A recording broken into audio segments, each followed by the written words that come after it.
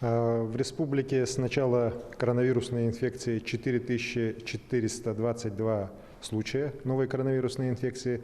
Из них за последние сутки 57, по городу Якутску 49, по Нерюнгри 2 и в 6 районах по единичные случаи.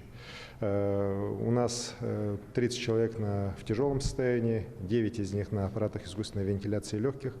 173 человека выздоровело за последние сутки и полностью уже выписано. Вместе с тем, конечно же, нас настораживает то, что в городе Якутске за последние дни, начиная с 30 июня, идет рост. 30 был самый минимум 33 человека, и сейчас уже 49. Это практически в 1,5 раза за несколько дней выросла заболеваемость. Это очень тревожный фактор. Он говорит о том, что со стороны людей ограничительные меры, особенности санитарный режим, мытье рук, ношение масок, дезинфекция помещений в учреждениях, они стали соблюдаться хуже, и результат этого не замедлил сказаться. Конечно, тем более сейчас, после 2 числа, у нас также сняты ограничения, и мы ожидаем, что если со стороны администрации города Якутска не будут приняты меры по действенному контролю за ситуацией по городу, то город Якутск, конечно, может очень серьезно увеличиться в части заболеваемости.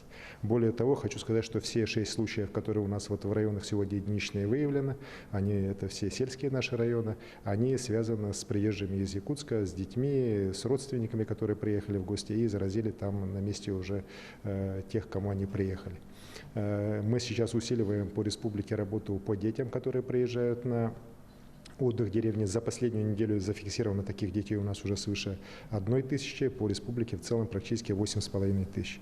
И хочу сказать, что как раз в результате проведенной профилактической работы мы у 56 из этих детей выявили коронавирус, и, соответственно, они сейчас уже прошли или проходят курс лечения, поэтому контроль за детьми, приезжающими из Якутска, конечно же, и со стороны родителей, и со стороны родственников надо серьезно усиливать для того, чтобы не было дальнейшего распространения инфекции у нас по республике. Уверен, что соблюдение элементарных норм, санитарных норм, масочного режима, оно все-таки позволит достаточно серьезно ситуацию улучшить, стабилизировать по Якутску. Ну и еще раз хочу сказать, что по учреждениям торговли, бытовых услуг обязательно и социальное дистанцирование, и обязательный масочный режим со стороны, в том числе и работников, которые там находятся, работников культуры, торговли, работников сферы бытовых услуг. И с этой точки зрения, и со стороны, опять же, административной комиссии города, отраслевых ведомств, населения, Роспотребнадзора, конечно, контроль надо тоже усиливать. Спасибо.